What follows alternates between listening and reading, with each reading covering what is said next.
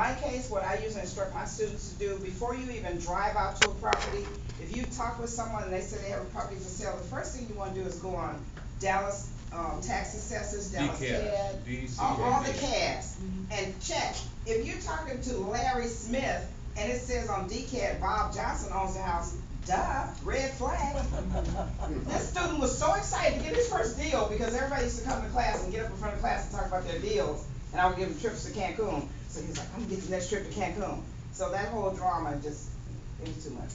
I was like, I don't know whose seminar you I took. got a story in Detroit that happened 2 weeks ago, 3 weeks ago. One of our franchisees bought this house, right? They closed on it, went to a person like Gaylene, it was all closed, right, everything else. They start clearing the junk out, all the junk they left, right? It's all out on the street, right? The police show up with the cars and flashing, this ain't your house. Oh my God. Yes, it's our house, we got a clear title clear, and everything's clear. So what had happened is they think somehow, looking back on it, there was a scam. They ended up giving, the OE insurance covered it. Oh. And they got their money back. Yeah. So, but now, I talked to him the other day, and Sammy said, Larry, I'm hearing more about the story. The FBI guy talked to me, and he said, this is one of the best scams I've ever seen. He said, we even think that the original owners are in it. So here was the deal. They found out the original owners are still alive in some place, but they had, what do they call that deed, the slide over deed? Slide deed. Yeah, what do they call those? You help me out here, don't you know that deed? Nothing warranty? No, the one where, quitclaim, there we go. Quitclaim, yeah, quitclaim. They had a quitclaim deed, it was notarized by the owner, signatured by the owner, and then they found out is later on now, that they think the owner was in on the deal, cause what happened is the son sold it and claimed it, dad was dead or grandpa was dead, one of those Oh things. yeah, they were running a big scam. And, people have sold houses 20 times, the same house. so they said what's happening now, they think it's the biggest scam in the country. He said, the guy said, I've never seen nothing like it, cause what's happened is, now they got their insurance company to pay for all that furniture that these boys threw on the street. And, so that's why you need a mentor, guys. You need a mentor to walk you through. And I said, so what it cost? He said, time and everything, still cost me about $5,000 in money, real money for this kind of crap, so. She's saying, check that, see his name under whoever you get a mentor. A mentor is not gonna let stuff like that happen to you, whether it's myself or someone else. Get a mentor. The cheapest money in the world you can be is be with somebody. Right. Have somebody walk you through, babysit you through. Cause I'm not gonna let nobody take advantage of you like that. I'm a bulldog when I'm out doing deals. My students that work with me, nationwide, know I'm a bulldog on deals. There's no way he would've gave that guy that money. I like the idea of that. Larry. Excuse me. Any other questions?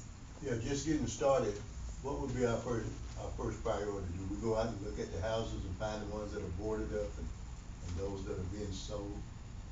Not by realtors. I think all three of us should answer this, but I'll give you my personal opinion. I would not suggest you take any time, effort, and energy. I tell people when you leave church on Sunday, go driving on your route, wherever you're going. If you see any boarded up houses, take the information down. If you're going to work during the week, if you see some house, don't make it an effort to do it because you really don't know what you're looking for. But if you happen to see them in your peripheral vision, then just write those down.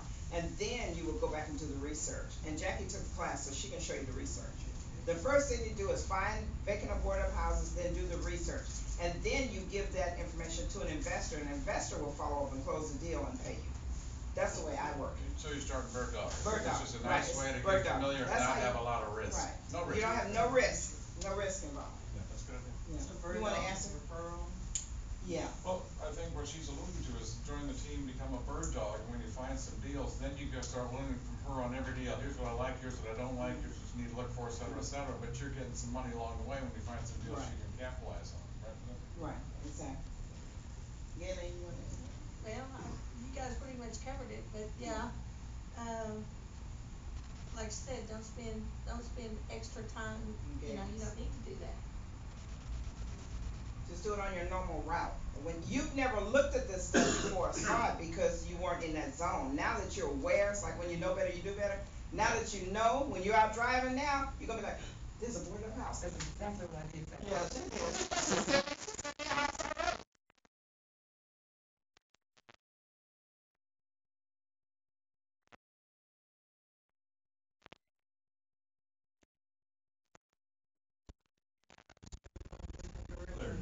Right. we call it dipping. You go up and down the streets. Oh, So you come out of the subdivision, And you'll find tons of boarded up houses. And tell them about hidden pockets. Hidden pocket neighborhoods, we call those hidden pocket neighborhoods, like Hamilton Park, where I took a group of you guys, where I took that group you saw on the screen. There's one over behind, Walnut Hill. I happened to be driving one day and I turned, they were having a garage sale, and I went up in there, I was like, oh my God, it's like 700 houses back there. And I found 22 that were boarded up. We call those hidden pocket neighborhoods. And they're everywhere. In every neighborhood, there's a hidden pocket neighborhood. And 9 times out of 10, watch this. Those people, you might think this is a joke because comedians always use this, but that guy that's sitting on the porch with that cigar with the long ashes, or that cigarette with the long ashes, or that little lady who's sitting there rocking chair on the porch, they know everybody's business. They're sitting on the front porch. Do they know everybody's business? Absolutely. I will go and say, what kind of food you like? Baby, I like burgers. I'll go to Burger King and buy my big old Happy Meal, or whatever you call it, and come back and sit on the porch with them and have iced tea and lemonade, and sit there and say, You're making friends. what's going on with that house over there? Yeah. They tell me everybody's business. As soon as I close on a deal, I come back and bring them 100 once. Here you go, Miss Johnson. Remember me? Oh, baby. Then she tell me everybody else's business. She's bird dogging for me. She don't leave off the front porch. I am very good with becoming people's granddaughter. I'll go sit on the front porch and ask them to make me some lemonade or some tea or what, and I'll go get them something to eat, and I'll be their best friend, and they will bird dog for me. Those people know everybody's business in the neighborhood, and they will tell you. Am I right? Absolutely, and you're making such a really good point here. Easier for gals to get than for guys a lot of times. Yeah. It's about being friendly and easy going. Like I tell them, be easy, be. Yeah. Would you agree that that's? I'm that granddaughter they always wanted. With that. Exactly. So you're just kind of a professional visitor, just kind of wander around. You don't have to have printed shirts, don't have to have anything, just, nice casual and. I just go in a t-shirt and jeans, pull my hair, take all this makeup and jewelry off. When I'm out there buying, I may have a Homevestor, polo shirt or something, but I always wear jeans or whatever. Jeans, yeah. But in Jeans your and case, you don't t-shirts. need them. Though I do think sometimes it's nice to have a name tag that you can throw around your neck if you do in some of the neighborhoods, because someone comes and say, hey, what are you doing out here? What are you doing out here? Because they're watching there, oh, I'm just a house buyer. Oh. Well, on that note, we had one investor that was putting out flyers, and he had the kids roll them and put the rubber bands on, and he was out with the kids, helping them put the sign, but they were putting them on people's doorknobs. And he went up to this one lady's doorknob and put it on there, and then somebody called the police. He ended up getting arrested. What thing you told me about that guy? He got arrested. Yeah, we have. Everybody had to put some money together. That was about a couple of months ago, right? Yeah. So be careful. What I do is I hire Girl Scouts and Boy Scouts. That's it. And people are not intimidated by Not at kids. all. I will sit in my car and drive along real slow and let them put the stuff on the doorknobs. Or when there's a big, like 4th of July, Labor Day and stuff like that, everybody's in the park. I go and get 20 or 30 kids and pay them $10 or $15 each and let them pass my flyers out in the park to everybody. You know how many deals I get from that? How much work did I do? Some gas and paying those kids. If I can get $2,000, $8,000 deals, I quadruple my money. You only need one. Yeah. I'm just saying. She's a guerrilla marketer. I'm a She guerrilla really is. marketer. I'm a street girl. I'm a guerrilla marketer. She's spending little money, but spending it as wise as she can, and it's getting to where. And let me tell you about bandit signs. No disrespect to you, Larry. I don't have a problem. If you go to Walmart at midnight, they give you all the boxes you want. How many of you know that? I never pay for boxes when I get ready to move. So you go to Walmart and you get the free boxes.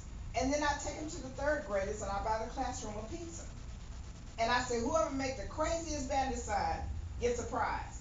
They make signs and say, please buy my house. Please buy my grandmother's house.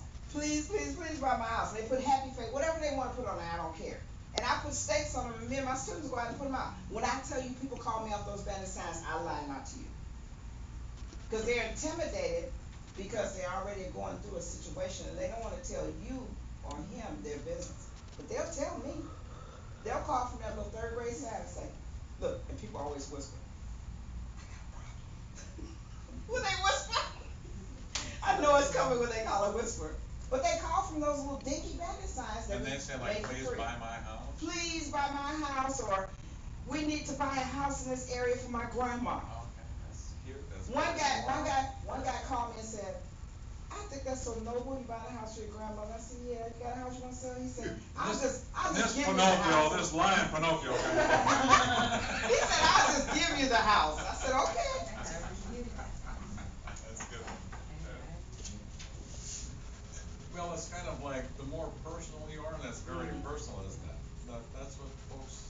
That's what they lead relate to. They relate to That's that. what causes them to open up to you, and, you know, it's happening. Now, I would love to have some signs that say, I Why buy not a make big a house. billboard we can Big put my billboard. grandma on Buy it? my grandma's house, so please buy. But I sell my That's houses good. in 7 days. I'll put a house under contract and turn it in 7 days. A lot of times, the only thing that takes a long time when we bring Gaylene is if there's title issues or something like that. But other than that, our deals move fast. Most of my buyers are Spanish families.